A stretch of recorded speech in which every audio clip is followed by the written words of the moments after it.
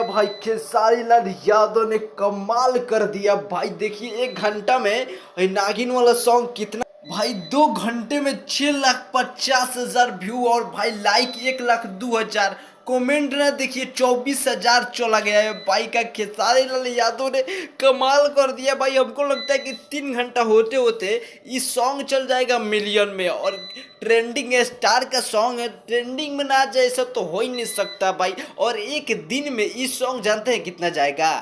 10 million का craze किया है। इसका जितना हाइप था ना, जितना लोग इसको गाना का इंतजार कर रहे थे ना, उतना ही ज़्यादा गाना ये देखिए कितने ट्रेंडिंग में गया है, देख रहे हैं आप।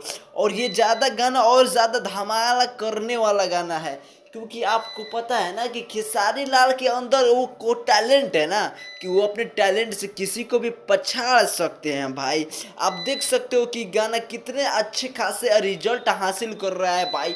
जितना लोग इस गाना का उम्मीद किए थे ना, उन सबका उम्मीद एक रंग ला दिया है, और ये गाना तबाही पर तबाही मचा रहा है भाई।